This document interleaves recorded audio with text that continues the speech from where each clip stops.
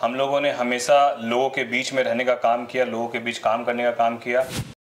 जितना वक्त मैंने लोगों के बीच में दिया उतना वक्त शायद ही मेरे पहले कार्यकाल के लोगों ने दिया। तो मैं यही विश्वास दिलाता हूँ खगड़िया लोकसभा की भी जनता को कि हम लोग पूरे 5 साल आपके बीच मजबूती से रहेंगे। लोग पहले मजाक उड़ाते हैं, लोग पहले बात बनाते हैं, लेकिन अंतोगत्वा जब वो चीज़ें धरातल पर उतर जाती है तब लोगों को एहसास होता है कि अरे जो बोला वो हो गया। कार्यकर्ताओं को टिकट नहीं दिया, ये सारे आरोप उन पर लगाए जा रहे हैं, कैसे देखते हैं इसे? उनका विजन बिल्कुल क्लियर है कि बिहार फर्स्ट और बिहारी फर्स्ट। पनोरमा ग्रुप, जो सोचता है वो करता है। नमस्कार, भारत लाइव देख रहे हैं आप। देखिए, चिराग पासवान ने अपने पत्ते खोल दिए हैं। खगड़िया सीट से उन्होंने एक ऐसे व्यक्ति को टिकट दिया है जिनको लेकर थोड़ा बहुत कहा जा सकता है मीडिया परसेप्शंस बनाए जा रहे हैं। सबसे पहली बात कि बार बार इन्हें स्वर्ण व्यवसायी कहा जा रहा है। दूसरा ये कहा जा रहा है कि ये खगड़िया में बाहर से आए हैं। इन सारी बातों पर सीधा इन्हीं से पूछ लेते हैं। पहले तो बहुत बहुत बधाई आपको कि युवा उम्र में आपको चिराग पासवान ने एक मौका दिया। जो बात बार बार वो कह रहे थे बिहार फर्स्ट बिहारी फर्स्ट में कि युवाओं को मैं मौका देने जा रहा हूँ, आपको उन्होंने मौका दिया, लेकिन आरोप लग रहे हैं आप पर। देखिए, सबसे पहले तो मैं अपने राष्ट्रीय अध्यक्ष चिराग पासवान जी का दिल से धन्यवाद देता हूँ कि उन्होंने बिहार की 40 लोकसभा सीट में एक ऐसी लोकसभा सीट में मुझे सेवा का मौका दिया जो हमारे संस्थापक रहे स्वर्गीय रामविलास पासवान जी का गृह जिला है जी। तो इसके लिए मैं उन्होंने एक बड़ी जिम्मेदारी, बड़ा विश्वास दोबारा मुझ पर दिखाया है। पहली बार उन्होंने विधानसभा चुनाव के वक्त 2020 में मुझे भागलपुर से विधानसभा चुनाव लड़ा कर दिखाया था जी। और इस बार वापस उन्होंने विश्वास दिखाया है मुझे खगड़िया लोकसभा सीट से चुनाव के लिए सिंबल देकर। तो मुझे लगता है कि एक बात तो ये कि लोकसभा सीट जो खगड़िया है वो भागलपुर लोकसभा की बिहपुर विधानसभा के बाद परवत्ता शुरू हो जाता है जो कि खगड़िया लोकसभा का। तो कोई बाहरी नहीं हो और हमारे परिवार, हमारा व्यापार और बाकी तमाम चीज़ें हमारे जानने वाले लगातार पार्टी के काम से भी मेरा खगड़िया जाना आना लगा रहा। तो कहीं बाहरी नहीं है।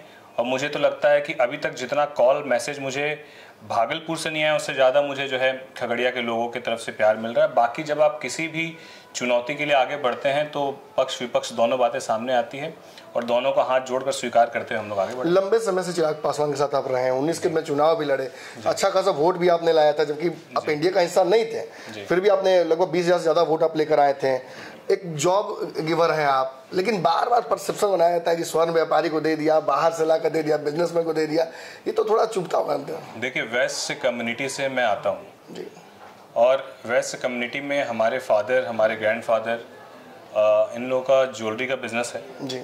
तो अब ज्वेलरी कोई ऐसा इलीगल बिजनेस नहीं है कि उसको लेकर कोई परसेप्शन रॉन्ग बनाया जा सकता है। जी। वो एक व्यापार का पार्ट है, वो बिल्कुल अलग पार्ट है। मेरे व्यापार का दोनों का एक अलग अलग सेपरेशन है जी। तो मुझे लगता है कि उन चीज़ों को कोई व्यापारी होना और राजनीति में आना कोई गुनाह थोड़ी है जी। यदि मैं व्यापार नहीं करूंगा, यदि मैं कहीं से अर्जन नहीं करूंगा तो मैं राजनीति में भ्रष्टाचार करूंगा जी। तो मुझे लगता है कि यदि आप आर्थिक रूप से संपन्न रहेंगे तभी आप राजनीति में भ्रष्टाचार से दूर रहेंगे और लोगों की आवाज़ को मजबूती से उठाने का काम करेंगे। आपको लगता है कि कैरेक्टर असेसिनेशन किया जा रहा है, जबरदस्ती का टैक्स लगाया जा रहा है आप पर? ये सारी चीज़ें चलते रहेगी। ये पहले जब हम लोग विधानसभा चुनाव लड़ते तब भी बहुत सारी बातें उठकर आई और मेरे लिए नहीं, कोई भी व्यक्ति कहीं से भी चुनाव लड़ेगा तो 100 में 100 लोग आपके फेवर में हो, ये संभव ही नहीं है। अगर 100 में 100 अगर आपके फेवर में है तो इसका मतलब आप सही डायरेक्शन में चल ही नहीं रहे। खगड़िया के लिए कोई प्रपोज्ड प्लान आपका कि भाई अब जा रहे हैं तो वहाँ ऐसा करें? मैं खगड़िया में ऐसे तो मूलभूत चीज़ें, समस्याएं बहुत है, लेकिन एक दो जो हम लोग के विज़न में और मेरे दिमाग में पहले से, क्योंकि मैं बहुत दिन से खगड़िया और वहाँ के लोग, हमारे जो गार्जियन अभिभावक हैं उनसे मिलता रहा हूँ, तो एक फूड पार्क हमारे संस्थापक स्वर्गीय रामविलास पासवान जी ने उसका इनॉग्रेशन किया था जिसके पीछे का उनका विज़न था कि हज़ारों युवाओं को यहाँ के रोज़गार मिलेगा।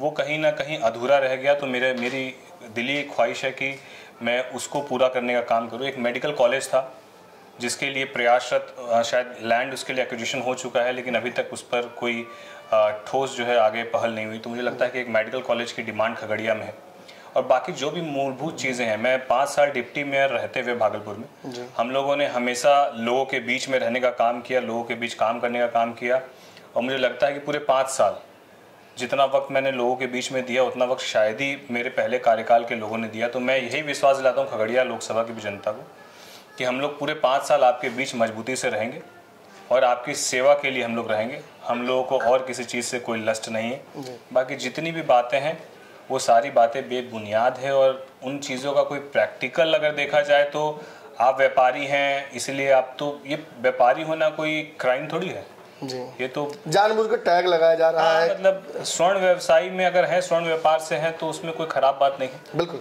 बाकायदा सरकार को, केंद्र सरकार को हम लोग टैक्स पे करके व्यापार हो रहा है, हमारा डिस्प्ले वाला व्यापार है, तो इसमें कोई छुपाने वाली या कुछ उसके लिए शर्म करने वाली कोई बात ही नहीं है। तो गर्व की बात है कि व्यापार करके, व्यापार के साथ पूरी ईमानदारी के साथ पहले भी मैंने अपने कार्यकाल को 5 साल निभाया और आगे भी चिराग पासवान जी हमारे राष्ट्रीय अध्यक्ष जी ने मौका दिया तो हम लोग उसको भी पूरी ईमानदारी से निभाने का काम करेंगे। डिस्पाइट पॉपुलर ओपिनियन आपके लिए राजनीति भी नहीं है, ना खगड़िया नया है, ना चिराग पासवान से आपकी दोस्ती या उनके साथ जो आप लगातार खड़े रहे हैं वो नया है। खगड़िया का जो जातीय समीकरण है वहाँ वैश्य समाज अच्छा खासा है, लेकिन आपको पता है कि चुनौती क्या है। वहाँ पे यादव का भी बड़ा दबदबा है, ओबीसी वोट बैंक है जो टारगेट करेगा आपका अपोनेंट, वहाँ पर कैसे पार पाइएगा उसको? नहीं देखिए, मेरा अपना ये मानना है कि जब हम किसी बड़े लक्ष्य को देखते हैं, बड़े विज़न को देखते हैं, बड़े लक्ष्य को देखते हैं, तो अपोजिट पार्टी वाले के पास विज़न क्या है या उनके आगे में फेस कौन है।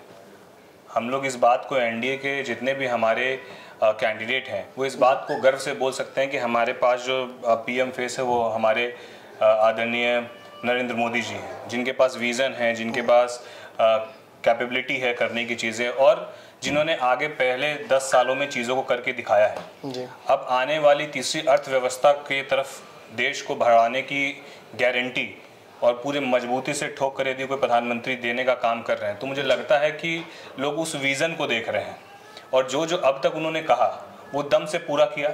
लोग पहले मजाक उड़ाते हैं, लोग पहले बात बनाते हैं, लेकिन अंतोगत्वा जब वो चीज़ें धरातल पर उतर जाती है तब लोगों को एहसास होता है कि अरे जो बोला वो हो गया। तो उसी तरीके से अगर तीसरी अर्थव्यवस्था की गारंटी हमारे देश के यशस्वी प्रधानमंत्री दे रहे हैं तो ये गारंटी आम लोगों को समझ में आ रही है कि अगर ये शख्स कह रहे हैं तो आज नहीं तो साल, 2 साल, 5 साल के बाद ये पूरा करके रहेंगे जी। और दूसरी तरफ आप बताइए ना हमको कि दूसरी तरफ ऐसा कौन पीएम का फेस है जो कि किसी भी तरह की कोई गारंटी देने की बात कर रहा हो और एक व्यक्ति कोई हो जिसको पीएम फेस वहां से अभी तक प्रोजेक्ट किया हो। तो लोग इस जगह पर जब आप केंद्र की सरकार की बनाने की बात हो तो मुझे लगता है लोग जातिगत समीकरण से ऊपर उठकर विजन को ध्यान रख रहे हैं और अब हमारे बिहार में भी लिटरेसी बहुत हाई है, लोग सब समझ रहे हैं, लोग सब जान रहे हैं। आखिरी सवाल है मेरा राजेश जी, आपके नेता ने पिछले 4-5 सालों में बहुत संघर्ष किया है, बहुत मेहनत की, आप सभी जमीन पर लगातार उतरे हुए थे, आशीर्वाद यात्रा हो या जिन यात्राओं के माध्यम से भी आप रहे हो। इस दौरान जो बातें उन्होंने कही हैं अपने अपोनेंट्स को लेकर, विरोधियों को लेकर, वो सारे आरोप एक ही दिन में उन पर लगा दिए गए। मतलब आप सुन ही रहे होंगे, टिकट बेचने से लेकर कार्यकर्ताओं को टिकट नहीं दिया, ये सारे आरोप उन पर लगाए जा रहे हैं, कैसे देखते हैं इसे? ये देखिए, मैं तो चिराग पासवान जी के साथ पिछले लगभग 5-6 साल से हूँ और हमारे राष्ट्रीय अध्यक्ष जी की यदि पार्टी टूटी तो उनकी साफ आइडियोलॉजी के कारण उन्होंने अपनी पार्टी को मजबूत करने के लिए और पार्टी की छवि यदि कहीं से भी कोई खराब अगर हो रही है तो उस पर कोई भी कॉम्प्रोमाइज़ उन्होंने करने का काम नहीं किया। उनका विज़न बिल्कुल क्लियर है कि बिहार फर्स्ट और बिहारी फर्स्ट। इसी विज़न के साथ पहले दिन से उन्होंने अपने विज़न को लेते वो आगे चल रहे थे और जब पार्टी टूटी उस वक्त भी लोगों ने कहा कि ये पार्टी अब ख़त्म हो गई, उस वक्त भी लोगों ने 100 तरह की बातें कही, लेकिन हमारे नेता पूरे बिहार का दौरा करके जन जन के बीच जाकर उन्होंने हमेशा एक ही बात कही कि चाहे परिणाम कुछ भी हो, अगर हमारे नेता चाहते तो केंद्र में मंत्री बनते, बिहार में उनके 15 विधायक होते, बिहार में भी उनके मंत्री होते, लेकिन हमारे नेता ने अपने विज़न से कोई कॉम्प्रोमाइज़ नहीं किया। उन्होंने कहीं भी अलायंस करने से मना कर दिया कि भैया मेरी जो आइडियोलॉजी है वो आइडियोलॉजी इससे मैच नहीं करती है जी। तो मेरे नेता के लिए पद और पोजीशन इंपॉर्टेंस नहीं है।